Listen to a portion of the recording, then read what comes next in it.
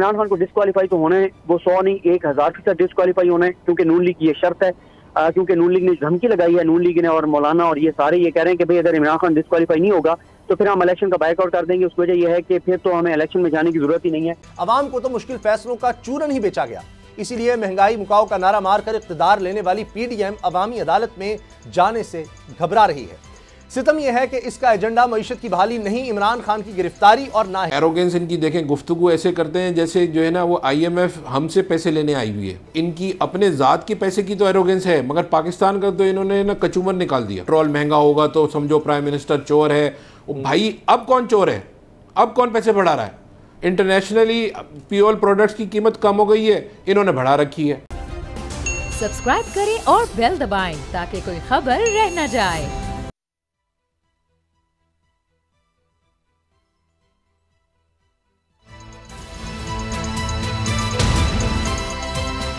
अब पता चला। बिस्मिल्लाहिर्रहमानिर्रहीम, अस्सलाम वालेकुम, मैं हूं मोहम्मद उसामा गाजी और आप देख रहे हैं पता चला। खबर यह है कि वजीर खजाना इसहाक डार के दावे एक बार फिर झूठ साबित हो गए हैं। 1 महीने से IMF के साथ मुज़ाकरात जारी हैं, कर्ज की रकम कम है और आलमी इदारे के मुतालबे भारी भरकम। हुकूमत तमाम कड़ी शराइत पूरी कर चुकी है। शरह सूद बढ़ाकर 20% तक कर दी गई है। 170 अरब टैक्स लगाने का फैसला हो चुका। लग्जरी अशिया पर सेल्स टैक्स 25% और बिजली सार्फिन पर इजाफी सरचार्ज। लेकिन अवाम पर सारे सितम तोड़ने के बावजूद IMF नहीं मान रहा। वो इसहाक डार जो कहा करते थे कि IMF से मुआहिदा करना कोई मसला ही नहीं, अब घुटनों के बल झुके नजर आते हैं और कर्ज की भीख भी मांग रहे हैं। मगर बात नहीं बन रही, क्योंकि इसहाक डार 2023 को 2013 समझते रहे। ये वो दौर था जब यूरोप को, अमेरिका को पाकिस्तान की जरूरत थी। IMF से शराइत पूरी किए बगैर ही कर्ज मिल गया और पाकिस्तान ने बगैर किसी मुश्किल के IMF का प्रोग्राम मुकम्मल कर लिया। इसे इसहाक डार अपनी कामयाबी समझते रहे और इसी जोम में ये दावे करते रहे कि जल्द खुशखबरी मिलेगी। लेकिन तल्ख हकीकत यह है कि पीडीएम जब से हुकूमत में आई है, अवाम की जिंदगी अजीरन हुई है। रिलीफ मिला है मगर सिर्फ हुक्मरानों को मुकदमात से निजात की सूरत। अवाम को तो मुश्किल फैसलों का चूरन ही बेचा गया, इसीलिए महंगाई मुकाओ का नारा मारकर इख्तिदार लेने वाली पीडीएम अवामी अदालत में जाने से घबरा रही है। सितम यह है कि इसका एजेंडा मईशत की बहाली नहीं, इमरान खान की गिरफ्तारी और नाअहली है। मगर सवाल यह है कि सियासी इंतकाम से क्या मईशत को आराम मिलेगा या मर्ज और बढ़ेगा? इसी से आगाज करेंगे। सैयद मुजम्मिल शाह मेरे साथ हैं। मुजम्मिल, इमरान खान साहब पर आज हमने देखा जो मुकदमात में जिस तरह से पेशरफ्त होती नजर आई। कहीं कहा गया कि जनाब पेश हों, फिर अदालत में भी इंतज़ार होता रहा।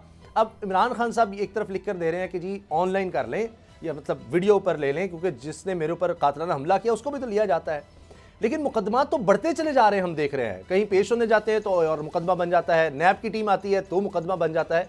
ये तो 77 तो होंगे, मेरा ख्याल है सेंचुरी हो जाएगी इसी तरह करते करते। बिल्कुल, खान साहब ने कल कहा भी था कि सेंचुरी का इंतज़ार कर रहा हूँ, ट्वीट किया था गालिबन उन्होंने। लेकिन आज जैसे ही हमने देखा इस्लामाबाद हाईकोर्ट ने वारंट गिरफ्तारी मुअत्तल किए हैं और इस सारी सूरत हाल के फ़ौरन बाद इलेक्शन कमीशन की तरफ से हमें कंटिन्यूएशन दिखाई दी। वारंट गिरफ्तारी जो है वो जारी किए उन्होंने, फवाद चौधरी साहब के भी जारी कर दिए और 14 मार्च को पेश होने की हिदायत उनकी तरफ से की गई है।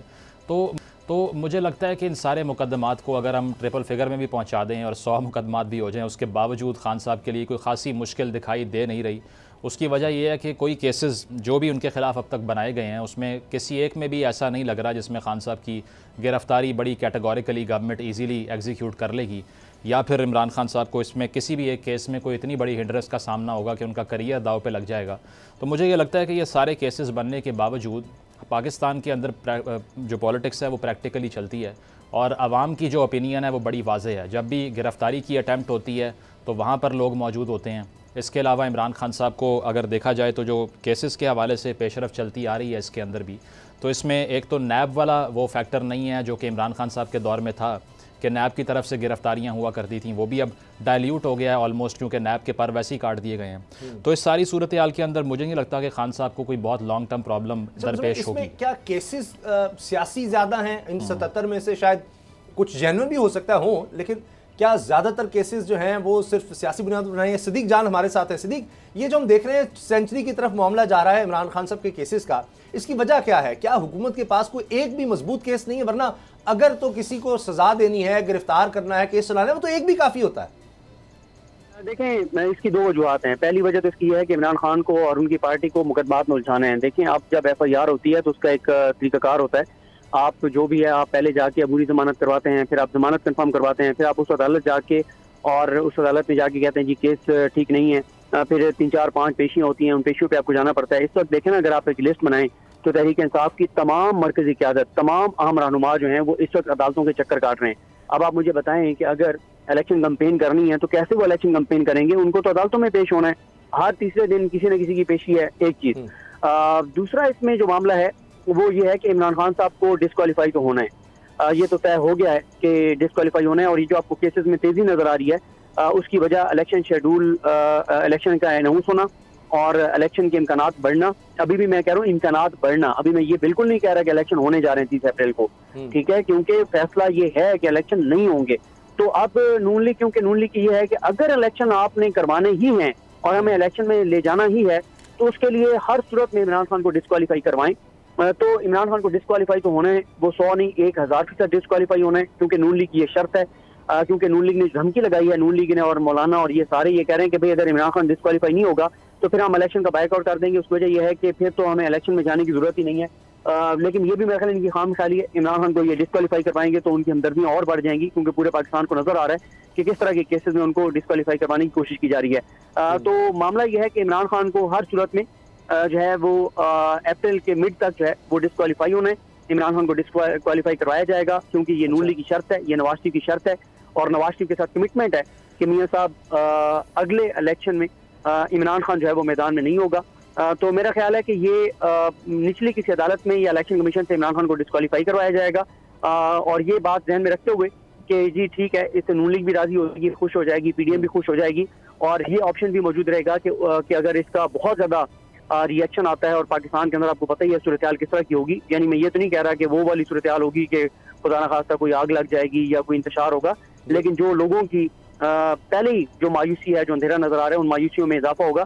तो फिर ये एक ऑप्शन मौजूद होगा कि ऊपर हाई कोर्ट से जाके, सुप्रीम कोर्ट से जाके, और वो जो गलत एक सजा दिलवाई गई होगी वो मेरिट पे अगर फैसला आता है तो इमरान खान की डिस्क्वालिफिकेशन जो है वो खत्म हो जाए। लेकिन पहला जो टारगेट है इस वक्त वो मियां नवाज शरीफ को खुश करना है, राजी करना है, PDM को खुश करना है, और उसके लिए इमरान खान को डिस्क्वालीफाई जो है वो करवाया जाएगा। तो मुज़म्मिल, जिस तरह आपने कहा कि हमारे यहाँ सियासी मामला बड़े होते हैं और उनका बड़ा असर होता है कानूनी मामला पर भी, लेकिन इमरान खान साहब की अप्रूवल रेटिंग कोई भी आप सर्वे देख लें, अभी हालिया सर्वे आगे का उसमें भी 61% पर पहुंची हुई है। तो इन केसेस से फ़र्क तो कोई नहीं पड़ रहा। बिल्कुल भला हो जी ये वोट ऑफ नो कॉन्फिडेंस का, क्योंकि अगर वो ना होता तो मेरा ख्याल है कि अभी शायद कोई भी सियासी लीडर इस मुल्क में ऐसा ना होता तो थोड़ा डोमिनेट करता है इन सर्विस में। लेकिन जैसे ही हमने देखा उनकी हुकूमत गई तो पॉपुलैरिटी का ग्राफ सिर्फ ऊपर गया है, क्योंकि पाकिस्तान में हमेशा बयानिए की पॉलिटिक्स जो है वो हमेशा जीतती है। और मियां नवाज शरीफ साहब का भी जो बयानिया था वोट को इज्जत दो वाला, उस वक्त लोग उनकी बात सुन रहे थे। जिस तरह तहरीक इंसाफ के अंडर जो बाई इलेक्शन हो रहे थे उसमें नून लीग जीत रही थी, लेकिन जैसे ही PDM की तरफ से शहबाज शरीफ साहब को बतौर वज़ीर आज़म बनाकर पेश किया गया तो सारी पॉपुलैरिटी जो है वो लूज़ कर दी, पॉलिटिकल कैपिटल लूज़ कर दिया। इसके अलावा ऑन ग्राउंड हमें कैंपेन दिखाई नहीं देती। हमजा शहबाज साहब और मरीम नवाज साहिबा में डिफरेंसेस बहुत ज़्यादा क्लियर हो गए, और साथ साथ मियां साहब की वापसी ना होना बहुत डैमेज कर गया PDM को। तो इस सारी सूरत हाल में सिर्फ बचते इमरान खान साहब ही हैं, क्योंकि उस सारे वैक्यूम को उन्होंने फिल कर दिया आके। क्योंकि पाकिस्तान में जो पॉलिटिकल मैटर होता है वो बड़ा चलता है कि सियासी शहीद बनाया गया, मुझे दीवार से लगाया गया, और ये चलता है बयानिया, क्योंकि नैरेटिव की गेम है आजकल, मॉडर्न टेक्नोलॉजीज़ का वॉरफेयर है, तो इसमें प्रैक्टिकल पॉलिटिक्स इतनी मैटर नहीं करती। तो इस सूरत हाल में जो बाई इलेक्शन के रिज़ल्ट हमारे सामने आते रहे हैं, जिसमें इमरान खान साहब 3/4 मेजॉरिटी से रिज़ल्ट भी उन्होंने प्रोड्यूस किया, जीते भी हैं वो, तो मेरा ख्याल है कि वही काफ़ी था ये जानने के लिए। और जो इलेक्शन को अवॉइड करना चाहती है PDM, वो भी इसलिए करना चाहती है कि उनको ये बात क्लियर है कि हम फ़िलहाल मुकाबला करने की पोजीशन में नहीं है। फजलुर रहमान साहब का बयान इसीलिए राना सनाउल्लाह साहब को इतना अच्छा लगा कि उन्होंने कल तारीफ़ की उसकी और कहा कि बड़ा खुशाइन बयान दिया है उन्होंने। तो मेरा ख्याल है कि वाज़े कर दिया उन्होंने भी कि हमारी इंटेंशन जो है वो नहीं है, और वो इसीलिए नहीं है कि पोल्स में जो होना है वो उनको दिखाई दे रहा है। इसहाक डार साहब की वापसी के बाद से जो पॉलिटिकल टर्मोइल था वो इकोनॉमिक टर्मोइल बन गया, और इकोनॉमिक मैनेजमेंट जो नहीं हो सकी, महंगाई रिकॉर्ड तोड़ रही है, तो उसकी वजह से obviously you lose popularity. Pakistan में महंगाई बहुत बड़ा फैक्टर है, ये समझते नहीं हैं। तो इसको देखते हुए मरीम साहिबा का ये कहना कि हमारी हुकूमत ही नहीं है, इस सारी सूरत हाल को एनालाइज़ किया है एक आम वोटर ने, और उसने ये देखा है कि पिछले 10 महीने की परफॉर्मेंस जो है उससे बहुत ज़्यादा नुकसान पहुंचा है पाकिस्तान को। तो शॉर्ट टर्म मेमोरी होती है यहाँ पे। बेशक जो जितने भी इकोनॉमिक इश्यूज़ हैं वो पिछले 3 साल के भी हैं और रॉट वहाँ पर भी है, लेकिन लोग बड़ी जल्दी भूलते हैं इन चीज़ों को, आगे बढ़ जाते हैं। अच्छा, अभी हमें ज्वाइन किया है डॉक्टर शहाब इमाम, साफ के रहनुमा हैं, उनसे हम बात करेंगे। डॉक्टर साहब बहुत शुक्रिया आपके वक्त का। ये अभी जिस तरह मुजम्मिल भी हमारे को एंकर ये बात कर रहे थे कि इस वक्त मईशत का हाल इतना बुरा हो चुका है कि पीडीएम की तमाम जमातें इससे अवामी गैज़ो गज़ब से बच नहीं सकेंगी जब भी इलेक्शन हो। तो ये क्या वजह है, इतने बुरे हालात हो गए? आज की हुकूमत जो है वो तो कहती है जी इमरान खान साहब की वजह से हो गए। अच्छा देखें, ये तो देखें पीडीएम में जो लोग हैं इस वक्त जो गवर्नमेंट कर रहे हैं, जो पार्ट ऑफ द गवर्नमेंट है, वो क्या अभी आए हैं? 11 अप्रैल के बाद से ये लोग हुकूमत में आए हैं। जो बेड़ा गर्क हुआ है 1988 के बाद से, बल्कि ये तो 85 से गवर्नमेंट में आ गए थे। तो इनका जो क्यूमुलेटिव डैमेज है वो ज़ाहिर है अब मैच्योर हुआ है। इमरान खान साहब को का जो 3.5 साल थे उसमें 2 साल कोविड के थे और कोविड से वो 6% ग्रोथ पे आ गई थी। मैं चूँकि वैसे आजकल तो प्रैक्टिसिंग लॉयर हूँ, मगर हूँ मैं फेडरल बोर्ड ऑफ रेवेन्यू का पुराना ऑफिसर, पाकिस्तान कस्टम्स का मैं ऑफिसर था। तो ज़ाहिर है मुझसे ज़्यादा तो इकोनॉमिक्स को और मईशत को ज़ाहिर है बहुत सारे मुझसे बेहतर लोग होंगे। बहरहाल तो जो मईशत का जो बेड़ा गर्क किया है वो इनका क्यूमुलेटिव इफ़ेक्ट है कि इन्होंने जो कर्ज़े लिए और बोझ डालते चले गए मुल्क के ऊपर। इसाक डार जब भागे थे पाकिस्तान से तो ये लैंड माइंस बिछा के गए थे, और ये ऑन रिकॉर्ड है कि मिफ्ता इस्माइल ने उस वक्त 2018 में ये बात बोली थी। और बहुत सारी ऐसी कुछ इन्होंने पैसे लिए हुए थे मिनिस्ट्री ऑफ फाइनेंस में जो कि वो रिपोर्ट नहीं हुए हुए थे। आज भी ये जो रेवेन्यू करना की बात करते हैं तो वो भी एडवांसेस लेके फिगर्स की फजिंग की हुई है। और जो डॉलर, ये इसाक डार साहब का ये था कि ये आ रहे हैं और डॉलर का ये होगा और डॉलर का वो होगा, सारा बेड़ा गर्क कर दिया। एरोगेंस इनकी देखें, गुफ्तगू ऐसे करते हैं जैसे जो है ना वो IMF हमसे पैसे लेने आई हुई है। गुफ्तगू का अंदाज़, ज़ाहिर है ये बहुत अमीर आदमी हो गए, माला माल हैं, तो इनकी अपने ज़ात के पैसे की तो एरोगेंस है, मगर पाकिस्तान का तो इन्होंने ना कचूमर निकाल दिया। कोई इकनॉमिक पॉलिसी नहीं है इन लोगों की, कोई इंडस्ट्री की ये लोग बात नहीं करते। आपका यूथ बल्ज है 70%, आपकी जो पॉपुलेशन है वो it is below the age of 30। क्या इन्होंने कोई प्रोग्राम दिया? मैं मरियम बीवी से पूछता हूँ, इनके पापा ने कोई इस तरह का कोई प्रोग्राम दिया? ये तो हुकूमत कर रहे हैं ना पिछले 30 सालों से। क्या कोई इस तरह का इन्होंने टेक्नोलॉजी का बनाया? हिंदुस्तान की तरह कोई इस तरह से इन्होंने कोई एक्सपोर्ट करने की बात की? हाँ, वो रोडें बनाई हैं किकबैक्स के लिए और इस तरह के प्रोजेक्ट्स बनाए जिससे ये पैसे खा जाएं जी। इनका सोर्स ऑफ इनकम क्या है पिछले 30 सालों से? पॉलिटिक्स। जरदारी साहब का सोर्स ऑफ इनकम क्या है? पॉलिटिक्स। ज़मीनें तो है नहीं, ना ये कोई एग्रीकल्चर में है, ना ये इंडस्ट्री में है, तो what is the source of income? In politicians की पूछे ना कि 1985 में जब ये लोग आए थे तो ये मोटरसाइकिल पर आए थे, और आज इनके रहने का, सहने का, इनका ढंग देखें रहने का, कि ये तो ऐसे हो गए जैसे अफ्रीकन कंट्रीज़ के शहज़ादे और बैरन्स जो होते हैं, लॉर्ड बैरन्स की तरह ये ज़िंदगी गुजारते हैं। तो इनको शर्म आनी चाहिए। ये इंतहाई बेशर्मी के साथ आके ये बोलते हैं कि IMF और पेट्रोल महंगा होगा तो समझो प्राइम मिनिस्टर चोर है। भाई अब कौन चोर है? अब कौन पैसे बढ़ा रहा है? इंटरनेशनली फ्यूल प्रोडक्ट्स की कीमत कम हो गई है, इन्होंने बढ़ा रखी है और सरचार्ज डाला हुआ है। आज इन्होंने एक और बम गिरा दिया, 25% सेस। जिस हुकूमत में ज़्यादा टैक्सेशन है, इसका मतलब है कि it is a fail government. जिस तरह से इन्होंने टैक्सेशन और इंडस्ट्रियल रॉ मटेरियल पे ये अल्लामा बनते हैं। इन्होंने रेगुलेटरी ड्यूटी लगा दी है पॉलिस्टर यान पे। यान से क्या बनता है? कपड़ा। कपड़ा क्या आपका? टेक्सटाइल कमोडिटी है। टेक्सटाइल कमोडिटी आपकी क्या है? आपकी एक्सपोर्ट कमोडिटी है। तो क्या आप इतने सेंसलेस हैं कि आपको ये नहीं पता कि आप उस कमोडिटी के रॉ मटेरियल पे रेगुलेटरी ड्यूटी लगा रहे हैं जो आपका एक्सपोर्ट कमोडिटी है? क्यों? इसलिए कि पाकिस्तान में इस वक्त 2 आपकी इंडस्ट्री है, वो सेठ लोग हैं, वो सरकार में, मौजूदा सरकार में उनके लिंक्स हैं, और उन्होंने अपनी इन्फ्लुएंस को यूज़ करके और उस पर रेगुलेटरी ड्यूटी लगा दी, और उसी आइटम पे एंटी डंपिंग भी लगी हुई है। डबल जोपर्डी।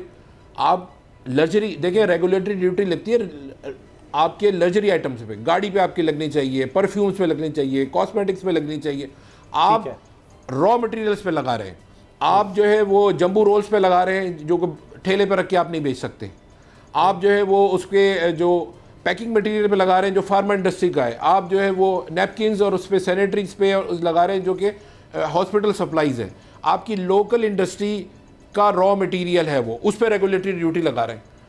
अगर बहुत ज़्यादा टैक्सेशन हो रही हो, रिग्रेसिव टैक्सेशन हो, तो इसका मतलब ये है कि ये गवर्नमेंट फेल है और ये लोगों से उनको मार मार के, और ऊपर से फिर जो आपके रेगुलेटरी बॉडीज़ हैं रेड कर रहे हैं ये लोग पागलों की तरह। हर दूसरे दिन जो है वो फैक्ट्रीज पे रेड हो रहे हैं, डिपार्टमेंटल स्टोर्स पे रेड हो रहे हैं। आप स्मगलिंग रोक नहीं रहे। आप पूरे के पूरी तारिक रोड कपड़े से भरा हुआ है स्मगल से, पूरा पूरा इलेक्ट्रॉनिक मार्केट भरी हुई है। वो चेक करें कहाँ से वो सारी चीज़ें आ रही हैं। और आप जो है जो एक कोई पीओएस में इंटीग्रेटेड है कोई डिपार्टमेंटल स्टोर, उस पर रेड कर रहे हैं जी। बिल्कुल जंगल का कानून बना हुआ है, कोई ज़ाब्ता इखलाक नहीं है।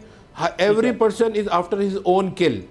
इस तरह का माहौल जो है वो बिल्कुल ज़मीनों पे कब्जे हो रहे हैं, लोगों को उठा के पैसे मांगे जा रहे हैं, भत्ताखोरी हो रही है। अच्छा, और ये सारी चीज़ें जो हैं आपकी सरकारी मशीनरी कर रही है, जिसको आप कहते हैं सो कॉल्ड पीडीएम गवर्नमेंट। इनके दौर में ये हो रहा है। पानी बिक रहा है, इन लाइन की आप जाएं साइट पे देख लें, पानी की लाइंस ऐसे बिछी हुई हैं, इलीगल लाइंस, और वो पैसे पे इंडस्ट्रीज को पैसे दे रही हैं जहाँ पे आपको वीविंग के लिए पानी चाहिए होता है, तो कपड़े को सॉफ्ट करने के लिए डॉक्टर साहब वहाँ पे पानी बिक रहा है जी।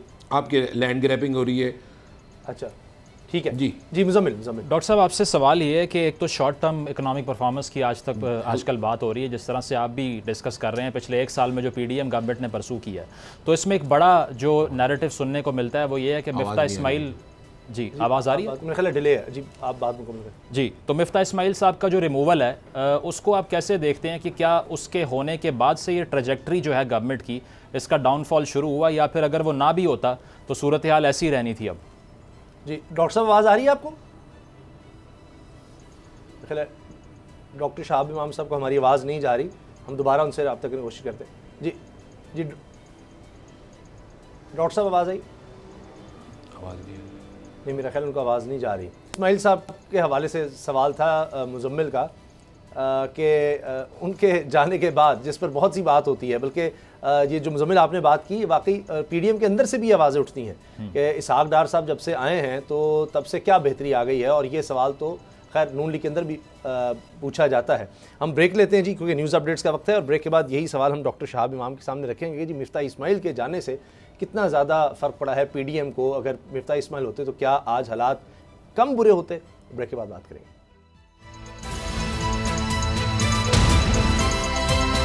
अब पता चला,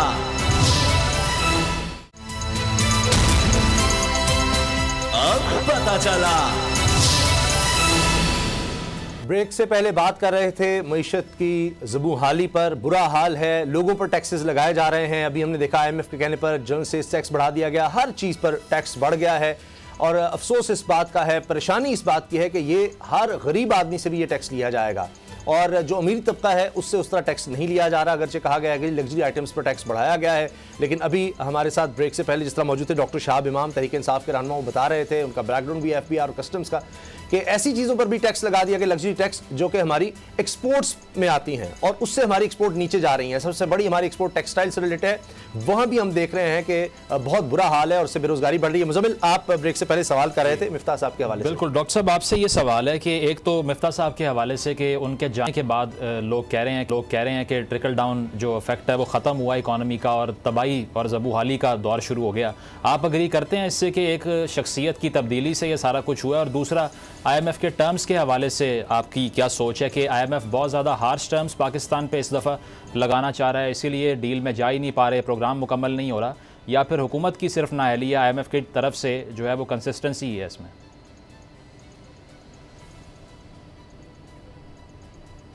देखिए, बात सुने, मिफ्ता इस्माइल साहब भी कोई बहुत ज़्यादा अल्लामा नहीं है, ठीक है, और कोई भी आदमी, या आप पिछले 15 साल या 20 साल या 30 साल में देखें, वही चेहरे घूम घूम के वापस आ रहे हैं, और सबका कॉन्फ्लिक्ट ऑफ इंटरेस्ट है। जो आदमी, या आप बैंकर लेकर आ जाते हैं या आप इंडस्ट्रियलिस्ट लेकर आ जाते हैं। आप अमेरिका का तर्ज अमल देखें कि वहाँ पे जो प्रेसिडेंट आता है तो वो हार्वर्ड से, स्टैनफोर्ड से, प्रिंसटन से जो प्रोफेसर्स होते हैं, जो पॉलिसीज़ बनाते हैं, उनको लेकर आते हैं। जो फाइनेंस मिनिस्टर होता है वो पॉलिसी बनाना उसका काम होता है, एग्जीक्यूशन ब्यूरोक्रेसी करती है, ऑफिसर्स करते हैं। आप उठा के ले आते हैं कभी किसी बैंकर को, कभी वो म्यूज़िकल चेयर चल रही है, 6-7 लोग जो पिछले 20 साल से मुख्तलिफ़ जगहों पे नज़र आते हैं, इन पे पाबंदी होनी चाहिए, ये इस्लामाबाद पे दाखिले पे इन लोगों के ऊपर।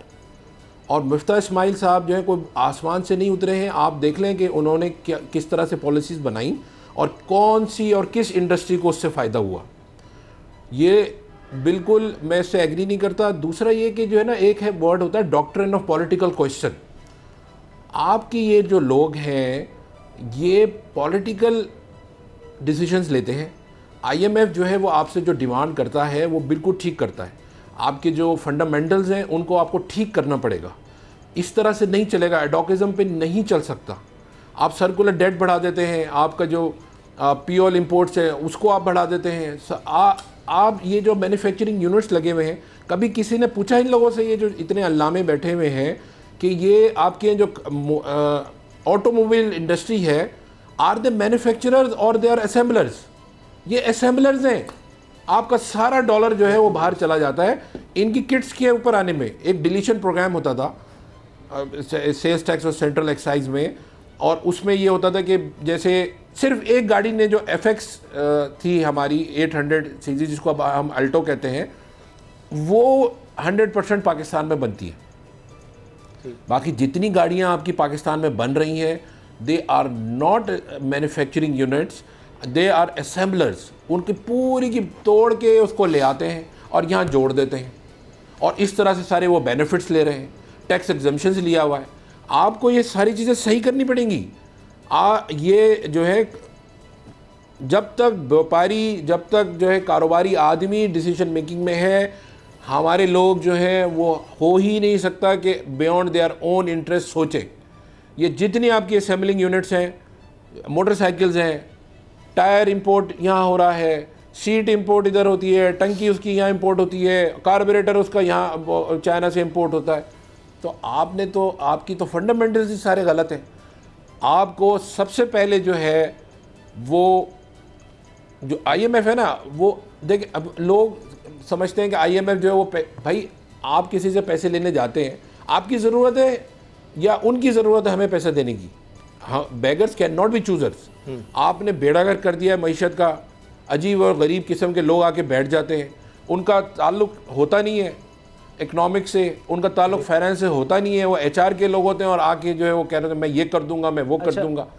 हमें जी प्रॉपर पढ़े लिखे जो हमारे एक्सपर्ट्स बाहर गए हुए हैं और बेहतरीन आपके PhDs हैं, पोस्ट डॉक्टरेट्स हैं, पेपर्स लिख रहे हैं, वो पढ़ा रहे हैं, और बहुत सारे लोगों से मैं मिला हूँ, बहुत सारे लोगों से मेरी इंटरेक्शन हुई है। कोशिश हम इंडिविजुअल लेवल पे ये कोशिश कर रहे हैं कि अपने जो यूथ है इनको उस चीज़ में जो इंटरनेशनल एम्प्लॉयबिलिटी, जो अपॉर्चुनिटीज़ हैं एम्प्लॉयमेंट की, उसका शेयर हम ले लें अपने बच्चों के लिए। और हम उसको, जिस तरह से भुट्टो साहब के ज़माने में लेबर एक्सपोर्ट हुई थी, तो इस ज़माने में हम ये चाहते हैं कि हमारे टेक्नोलॉजी सेवी बच्चे और बच्चियां जो हैं वो पाकिस्तान से बाहर चले जाएं, और जो बाहर नहीं जा सकते वो क्रिटिकल मास हम पाकिस्तान में बना दें और वहाँ से आउटसोर्स होकर पाकिस्तान में आ जाए। जैसे कि फ़िलीपींस जो है इस वक्त BPO इंडस्ट्रीज़ का हब बना हुआ है, इसी तरह से इंडिया बना हुआ है। हमें जो है वो अपने जो करिकुलम है एजुकेशन का, उसको ठीक करना पड़ेगा। हमें BSc बॉटनी, BSc ज़ूलॉजी और इस तरह के जो सब्जेक्ट्स हैं इनको ख़त्म करके ये तो ऐसी चीज़, बिल्कुल आपकी बात सही है, एक रेवोल्यूशन की हमें एजुकेशन में ख़ास तौर पर और IT सेक्टर में अपने बच्चों को इस तरह की तालीम देना है। सिर्फ वो वक्त गुजर गया कि हम कुछ इस तरह के हुनर सिखा के लोगों को बाहर भेज रहे थे। आज IT का दौर है और हमें उस पर बहुत ज़्यादा तवज्जो देने की ज़रूरत है। डॉक्टर शहाब इमाम साहब, बहुत शुक्रिया, तहरीक इंसाफ के रहनुमा हमारे साथ थे, और जिस तरह वो बात कर रहे थे कि जी ये 11 महीने में ये जिस तरह कहा जा रहा है कि जी ये सारा कसूर जो हो गया है ये इमरान खान का, वो कहते हैं ये गलत है। फिर इनके भी 30-40 साल का देखें जब से इक़्तिदार में PDM पार्टीज़, इन्होंने क्या किया। ब्रेक लेते हैं जी, और ब्रेक के बाद बात करेंगे एग्जैक्ट केस की कि अभी तक उसमें इंसाफ क्यों नहीं हो रहा।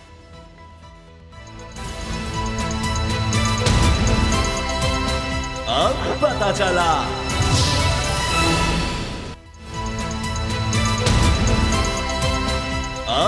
पता चला। कोई भी हुकूमत हो उससे आप पूछें तो कहेंगे जी पाकिस्तान में आईटी सेक्टर को आगे ले जाना है, अगर पाकिस्तान ने तरक्की करनी है आईटी का दौर। लेकिन पाकिस्तान की लीडिंग आईटी कंपनी एग्जैक्ट, उस पर एक केस बनाया गया एक खबर की बुनियाद पर जो बाहर एक तरह से छपवाई गई, पूरे एक प्रोपेगेंडे के तहत एक खेल खेला गया और उसके बाद वो केस चलाया गया, कोई गवाह भी नहीं था।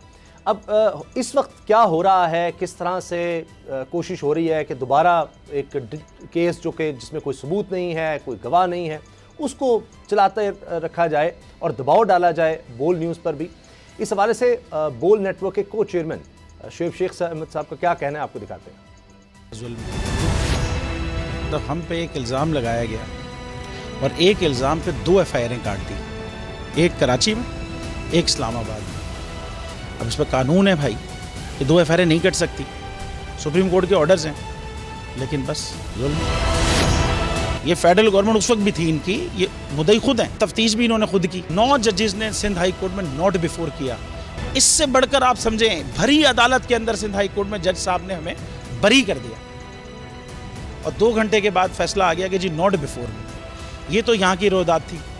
इस्लामाबाद के अंदर हम बरी हो गए, वहाँ पे बरियत के 102 दिन के बाद एप्लीकेशन फाइल हुई, अपील हमारे खिलाफ। जो मुद्दत है ना जिसके अंदर फाइल होनी है वो 60 दिन है, ये 102 दिन में फाइल की। 42 दिन बाद एक जज साहब पे इल्ज़ाम लगाया कि जी ये जो बरियत हुई थी ना, ये जज साहब ने रिश्वत ली है।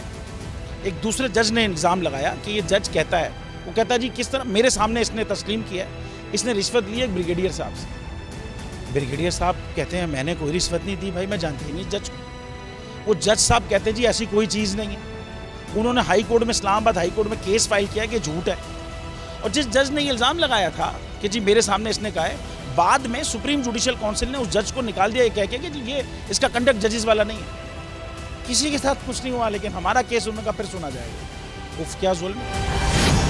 अच्छा, फिर इनका मुद्दई, इनका तफ्तीशी अफसर अब ये कहता है कि एग्जैक्ट ने जो कुछ किया लीगल था, सारे लाइसेंसेस एग्जैक्ट के पास मौजूद थे जो वो काम कर रहा था, कोई चीट नहीं हुआ, कोई गवाह नहीं कहता कि कोई गड़बड़ हुई है, बल्कि कोई क्राइम ही नहीं हुआ। मगर उसके बावजूद हमने कहा जी अब बरियत की दरख्वास्त फाइल कर दी। हमने कहा जी फिर बरी कर दे, ख़त्म करें केस। सुप्रीम कोर्ट कहती है कि जब किसी भी स्टेज पे अगर लग जाए कि कोई कानून क्राइम ही नहीं हुआ तो आप बरी करें, ख़त्म करें, ताकि अदालतों पे बोझ कम हो, ये केसेस पेंडिंग ना हो। मगर वो जो हमने एक ADJ साहब की अदालत में फ़ाइल की, उन्होंने कहा नहीं, अभी नहीं। अच्छा जी, फिर चले फिर सही, तो अब क्या करना है? उन्होंने कहा जी मैं ट्रायल चलाऊँगा रोज़ाना की बुनियाद पर, और बल्कि एक दिन में घंटों की बुनियाद पे चलाऊंगा। IO नहीं बुलाया जाएगा, केस की प्रॉपर्टी नहीं है वहाँ पर, लेकिन ट्रायल चलेगा। हमारे वकला हाई कोर्ट में, सुप्रीम कोर्ट में, पूरे पाकिस्तान को पता है भाई। आबिद जुबैरी साहब जो हमारे वकील साहब हैं इस केस में, एक वकील वो हैं, वो सुप्रीम कोर्ट में सूमोटो केस में हैं, वो वकील है हमारे। कह रहे नहीं जी हम केस चलाएंगे। क्या जुल्म। मेरा ईमान है हक बातिल पे गालिब आता है। हमें तो ये यकीन तो था ही कि हक बातिल पे गालिब आएगा, लेकिन इस वक्त हमारा ईमान पहले से बहुत ज़्यादा मजबूत है, क्योंकि कानून और आइन की बालादस्ती के लिए जो अब हुआ है ना, ये जो हमारी आला अदलिया और सुप्रीम कोर्ट ने जो इस वक्त किया है, कौम जो अस्तराबी कैफियत में थी वो इस्तराब जो ख़त्म किया है, और इंशाअल्लाह आप देखेंगे कि अब ये मुल्क आइन और कानून के मुताबिक चलेगा, तो बोल आला अदलिया को सलाम पेश कर। अब ये सारा मामला है, सिद्दीक जान आप कोर्ट के मामलात को बहुत बेहतर तरीके से समझते हैं, बड़ी ज़बरदस्त रिपोर्टिंग करते हैं, पूरा पाकिस्तान आपको सुनता है। ये क्या मामला है कि सालों गुजर जाते हैं और एक केस को इस तरह लटकाया जाता है जिसमें नज़र आ रहा होता है गवाह नहीं, सबूत नहीं, फैसला हो जाता है, फिर दोबारा से केस शुरू हो जाता है, ये सब क्या है? देखिए, ये केस वही वजह है कि इस केस के भी फाइलों को पहिए लगाए गए हैं, और जिस चीज़ पे सबसे पहले फैसला करना चाहिए उस पर फैसला नहीं किया जा रहा। अदालत सुप्रीम कोर्ट के फैसले मौजूद हैं जिसमें सुप्रीम कोर्ट ने बड़ा वाज़ेह कहा हुआ है कि किसी भी मौके पर आप 265K की एप्लीकेशन डाल सकते हैं, क्योंकि जब चालान आता है, चालान के बाद इब्तदाई तौर पर गवाहान आते हैं, जो है वो दस्तावेज़ात सामने आती हैं, IO का बयान रिकॉर्ड होता है, तो उसके बाद अगर किसी के ख़िलाफ़ कुछ भी सामने नहीं आया, कोई ऐसा सबूत सामने नहीं आया जिसकी बुनियाद पर ट्रायल चलाया जा सके, तो वो दरख्वास्त दे सकता है कि जनाब मेरे खिलाफ कुछ अब तक सामने नहीं आया, तो मुझे आप केस से डिस्चार्ज कर दें।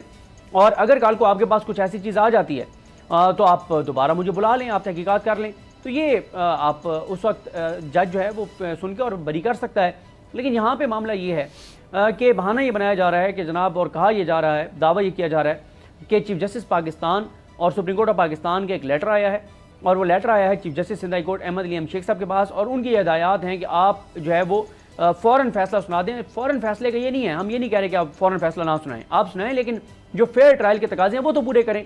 आप जो कानूनी तकाजे हैं वो तो पूरे करें, जो आईनी तकाजे हैं वो तो पूरे करें। ये नहीं हो सकता कि आप जो है वो जल्दी में ट्रायल चलाएं और जो फेयर ट्रायल के तकाजे हैं वो पूरे ना करें। और अगर आपने एक तय कर लिया है कि आपने ये फैसला सुनाना है तो फिर वो तो नज़र भी आ रहा है। तो इसलिए हम तो सिर्फ ये कह रहे हैं कि एक ऐसा केस जिसमें एक FIR कटी कराची में, एक हफ्ते बाद इस्लामाबाद में FIR कटती है, और सुप्रीम कोर्ट का फैसला है कि सेम अगर एक्यूज्ड हों, सेम अगर इल्ज़ामात हों तो 2 FIRs नहीं कट सकती। फिर ये वो केस है जो मामला सिंध हाई कोर्ट में जाता है तो 9 मज़ीद जजेस कहते हैं नॉट बिफोर मी। फिर उसके बाद एक बेंच बरी करता है, वो जजेस उठ के जाते हैं और फिर आके कह देते हैं कि जनाब नॉट बिफोर मी, बजाय इसके कि वो रिटर्न बरीयत का लिखते, नॉट बिफोर मी कर दिया जाता है। और उसके अलावा ये वो केस है जिसमें इस्लामाबाद से बरीयत हुई, और बरीयत का फैसला जो है उसको अगर प्रोसिक्यूशन ने चैलेंज करना था तो उनके पास 1 माह था, वो अगर अप्लाई कर देते, टाइम मांग लेते तो 2 माह मैक्सिमम मिल जाते। लेकिन 60 रोज़ क्या 102 रोज़ बाद, 102 रोज़ बाद जो है वो चैलेंज कर दिया गया और वो अपील सुनी भी गई। तो ये सारी वो चीज़ें, इसमें बहुत सारे फ्लॉज हैं। और फिर ये वो केस है जिसमें कोई गवाह किसी ने नहीं कहा कि गलत चीज़ हुई है, कोई सबूत नहीं है, कोई मुतासर अफरीक के सामने नहीं आया, और IO जो मुद्दई है जिसकी मुद्दईयत में FIR दर्ज हुई, वो कह रहा है कि मुझे अब तक कोई चीज़ जो है इसमें नहीं मुझे गलत मिली। फिर एक और चीज़ कह दी गई कि जनाब वो जो जज है उसको एक ब्रिगेडियर ने रिश्वत दी है। अगर जज को ब्रिगेडियर ने रिश्वत दिया तो क्या आपने कोई FIR काटी उनके ऊपर? क्या उनके खिलाफ आपने कोई तहकीकात की? कोई सबूत आपके सामने आया है? कोई चीज़ सामने नहीं आई। तो बहुत से फ्लॉज हैं, लेकिन मसला ये है उसामा गाजी साहब, पूरा पाकिस्तान इस वक्त देख रहा है कि आप जिस तरह की चीज़ें कर रहे हैं वो इस वक्त काबिल कबूल नहीं है। एक प्रेस कॉन्फ्रेंस हुई सुप्रीम कोर्ट के अहाते से, वो प्रेस कॉन्फ्रेंस थी चीफ जस्टिस पाकिस्तान साहब के खिलाफ, वो प्रेस कॉन्फ्रेंस थी जस्टिस इजाज़ुल हसन साहब के खिलाफ, वो प्रेस कॉन्फ्रेंस थी मज़ाहिर अली अकबर नकवी साहब के खिलाफ, और बहुत कहा गया कि जनाब ये लाइव चलानी है। हमने तो नहीं चलाई, हमने तो टिकट तक नहीं चलाई, क्योंकि जो शिकायत दर्ज करवाई गई है सुप्रीम जुडिशल काउंसिल में या दरख्वास्त दी गई है उसमें जो चीज़ें लिखी गई हैं उसमें और जो प्रेस कॉन्फ्रेंस में बोला गया ज़मीन आसमान का फ़र्क है। वो चीज़ें रिटर्न में नहीं थी जो प्रेस कॉन्फ्रेंस में बताई गई, और एक बयानिया बनाने के लिए, एक तासुर बनाने के लिए, एक अदलिया के ऊपर अटैक करने के लिए, अदलिया को दबाव में लाने के लिए, ये सारा कुछ सुप्रीम कोर्ट के खिलाफ क्यों हो रहा है? ये सिर्फ और सिर्फ सुप्रीम कोर्ट के खिलाफ इसलिए हो रहा है कि क्योंकि सुप्रीम कोर्ट ये फैसला दे चुकी है कि इलेक्शन 90 दिन में होने ज़रूरी हैं, और क्योंकि अब एक सूरत हाल इस तरह की है कि 90 दिन का बार ऑलरेडी क्रॉस हो गया है, तो अब आप एज सुन एज पॉसिबल तारीख दें, वो तारीख आ चुकी है। अब पूरा अटैक अदलिया पे इसलिए है कि अदलिया कहीं आगे जो है वो इस बात पर खड़ी ना रहे कि इलेक्शन 8 होने चाहिए, क्योंकि फैसला ये है कि इलेक्शन 30 अप्रैल को नहीं होगा, जिसने जो करना है कर ले, लेकिन इलेक्शन 30 अप्रैल को नहीं होगा। ये फैसला है सबका, ठीक है, और अदलिया उसमें नहीं है। अदलिया इलेक्शन चाहती है, बाकी सब नहीं चाहते। तो अब देखें फिर अदलिया टारगेट तो होगी, और अदलिया के साथ खड़े होने की वजह से हम भी टारगेट होंगे। ठीक, और यही हमने देखा है पहले भी, बल्कि मैं एक देख रहा था, एक साहब ने ट्वीट भी किया था कि अब बोल्ड न्यूज़ अपनी खैर मनाए, किसी चैनल पर पाबंदी लग जाती है तो हम देखते हैं कई दफ़ा ये कहा गया कि जी इसको रखो, इसको निकालो, ये भी होता रहा है। जब नहीं होता तो फिर कोई ना कोई केस निकाला जाता है। अब जिस तरह से शेमद शेख साहब जो कि बोल्ड नेटवर्क के को चेयरमैन हैं, अब ये एग्जैक्ट कंपनी के खिलाफ ये जो कुछ है ये भी उसी की कड़ी है। मुज़म्मिल, आप इस पर कुछ कहना चाहेंगे? लास्ट मिनट है हमारे पास। बिल्कुल, जिस तरह से सदीक ने भी कहा है, मेरे लिए भी हैरान कौन है कि अगर तफ्तीशी जो IO है वो खुद कह रहा है कि कोई गैर कानूनी चीज़ नहीं है इसके अंदर, तो फिर तो मामला बड़ा ग्रे है। और मैं समझता हूँ कि जो अदालती मामलात हैं उसको या ब्लैक होना चाहिए या वाइट होना चाहिए, उसमें ग्रे नहीं होना चाहिए।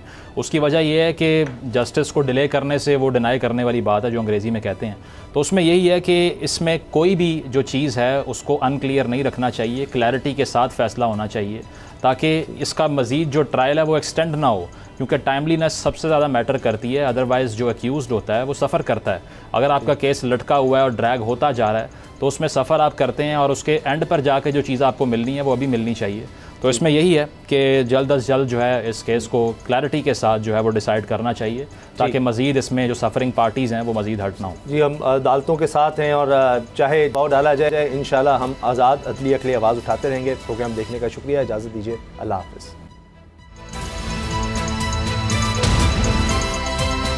अब पता चला।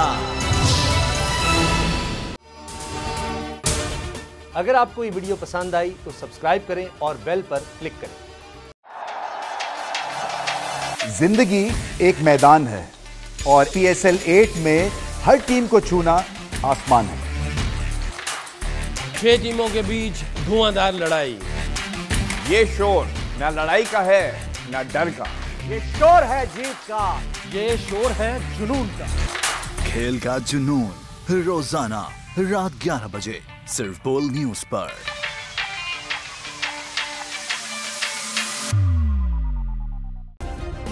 सब्सक्राइब करें और बेल दबाएं ताकि कोई खबर रह न जाए।